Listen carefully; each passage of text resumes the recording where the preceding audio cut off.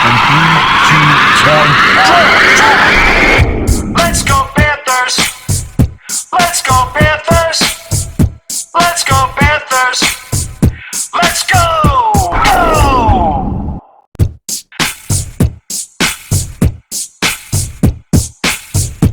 Alright, so I'm not dead. Those of you who follow the channel, you know I had to cancel the live stream earlier today. I'm functional. I've had the worst migraine of my life today, but they called in some migraine meds. I took them about 4 or 5 hours ago, and I can at least function enough to watch the game. And the adrenaline of the game is giving me just enough energy to do this. So, this is not the normal recap for those of you who are new to the channel tonight. This is not normally how we do things today, but I can't just do nothing. Mentally, it's be worse on me to do nothing. So, it's 1-1 after the first period right now. And I'm going to say this. Thank God we came back. Bobrovsky absolutely stone cold tonight. I love what I'm seeing out of Bobrovsky. We're not going to get any help from the refs, guys. Now, the penalties that we took were penalties. Okay? Sherratt held. Gudas had the highest stick. Okay? They were penalties. But I'm seeing Huberdeau get clearly interfered with behind the net. No call. I saw Duclair get clearly right in front of the referee. Cross-checked right in the back. No call. Now I assume at some point the referees are going to even this out a little bit. But that is about, I think we just took Washington's best shot. Let's just put it that way. I think we just took the Capitals' best shot in the first period. Hope I'm right. Move on to the second period and keep up the momentum we got.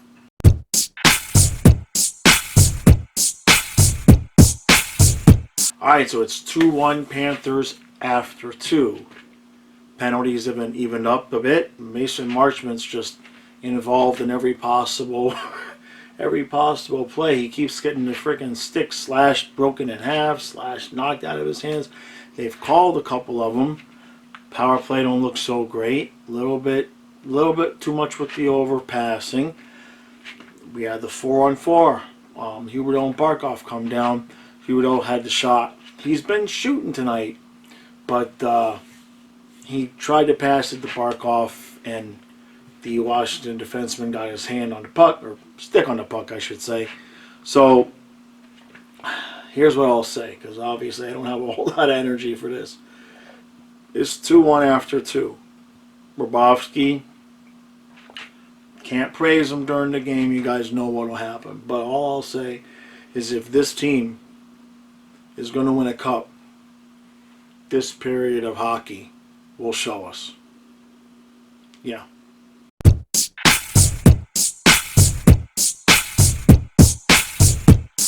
Well, don't have a lot of energy for this, but I showed up tonight. It's the playoffs. If you're not dead, you show up. I'm not dead, so I showed up. All season long, not just this season, but all season long, despite how fantastic we looked, despite winning games 7-4, 6-2, 5-3, 8-1, just about every game, Stu and I would do a review. I'd say it on the recaps, and we'd do it in the reviews.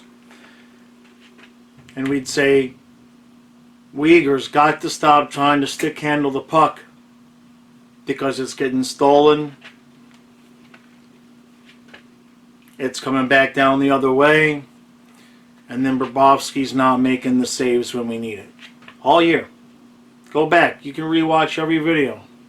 Now, we stopped recently because I was getting complaints that we were giving Uyghur too hard of a time. Now, we didn't like Uyghur. It must be personal. We don't like him. We hate Mackenzie Uyghur. So we backed off a little bit last couple of weeks.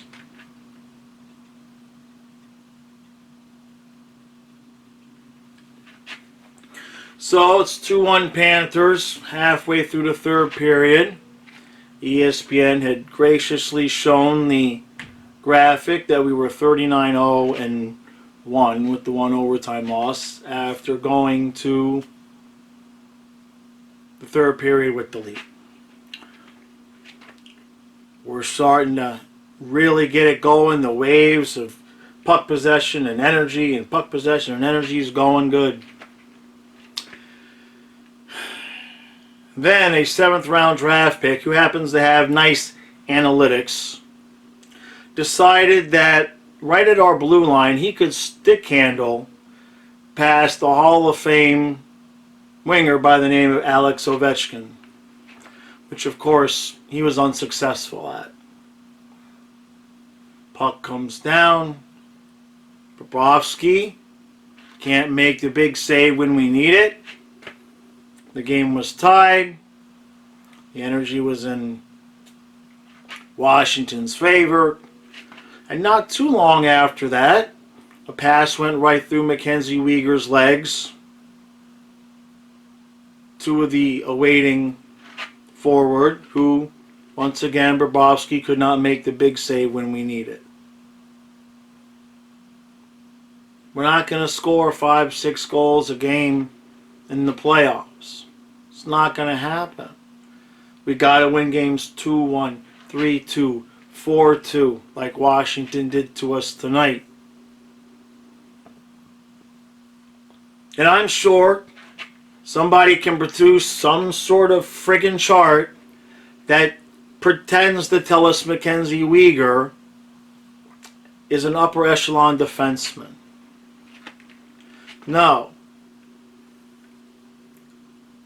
If you want to count offensive chances that he creates and goals scored when he's on the ice as a defenseman, his statistics are good. But he consistently, pretty much on a nightly basis, makes the same frickin' mistake over and over and over again. And Stu and I have been pounding it all year long that there was going to be a close game in the playoffs. Kenzie was going to try to stick handle the puck. Instead, it was going to end up in the back of our net. It was going to change the game and change the series. And wouldn't you friggin' know it? Wouldn't you know it? Does this mean I hate Mackenzie Weegar? Am I giving him too hard of a time now? Because he's single-handedly, between him and Bobrovsky not making the big saves when we need it, cost us this game, and most likely will cost us another first-round exit. Because defense and goaltending wins championships. And as long as our coaching staff is going to continue to insist that Mackenzie Weegar belongs on the top pair and out there during the most important times when he consistently makes mistakes, during those times, we're not going to win. We're not going to win. And as long as Bobrovsky can't be counted on, not just giving up the tying one. I can accept giving up the one. You give up the one. But then you come right back. You have to know the time. What did I say in my video? The preview. The time and the manner of which the goals are scored against is everything in the playoffs. Everything. So now we've lost home ice, and if you people think we're going into Washington with this effort that we made tonight in winning a game, I got another thing for you. We're in trouble. Washington has got, they don't have the talent we have through the lineup, but they know how to not screw it up in the playoffs. They know how to win in the playoffs.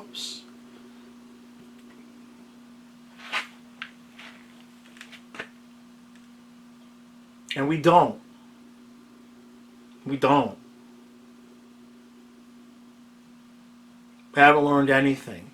And we weren't going to learn this year because we're outscoring our problems. Outscoring our problems. You can't do that in the playoffs. Now I know next game, Mackenzie Weegar's going to be right back out there with Ekblad. These coaches aren't going to make that move. Q would make that move. Q would make the move. But that's obviously a different story, isn't it?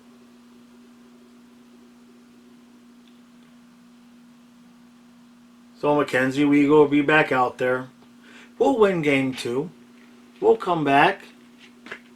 We'll be balls to the wall energy from the beginning because our backs are against the wall.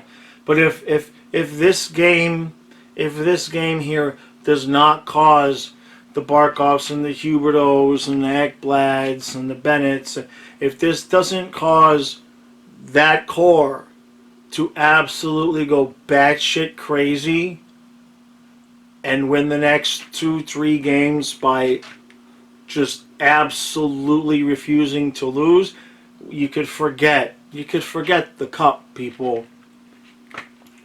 These guys haven't learned anything from the previous playoff failures. They haven't. And we may be witnessing one more shitty lesson that they've got to learn. Now maybe they get their act together before this series is over. But Washington didn't come here to lose. They didn't come to play. They ain't playing around. That's that. Our 7th round draft pick, who's had good analytics blown sunshine up his ass for too long, tries to stick candle around Alex friggin' Ovechkin. Are you out of your fucking mind, Mackenzie Weegar? Are you stupid? That's Alex Ovechkin, you idiot. You dumped the puck down the ice to a forward who knows how to stick candle. God damn it. What an idiot. And now I'm pissed.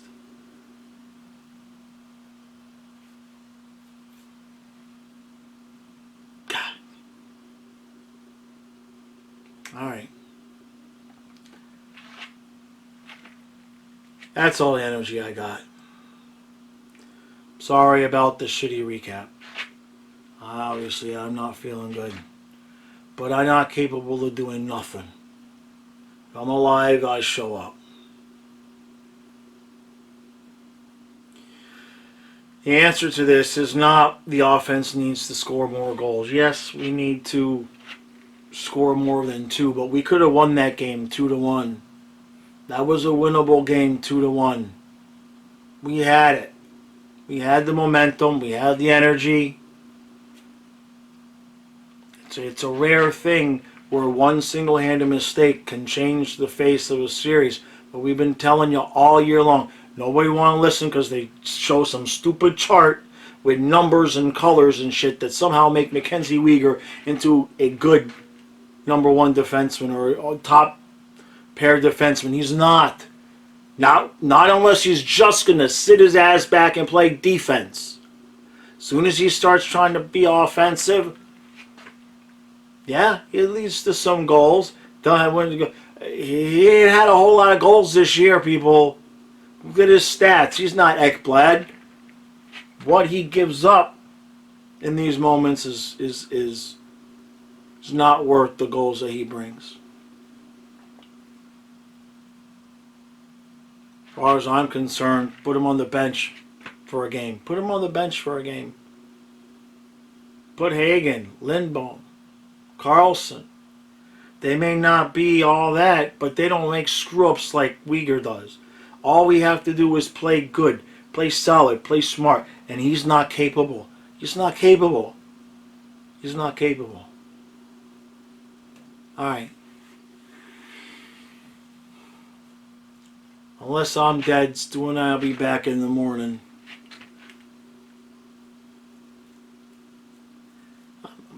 Interested in comments. It's not like I'm just pulling this out of my ass now. I've only been saying it all year until I got shit for saying it. And wouldn't you know it, game 1. Exactly what Stu and I have been saying all year long is exactly what happened. We'll see you in the morning.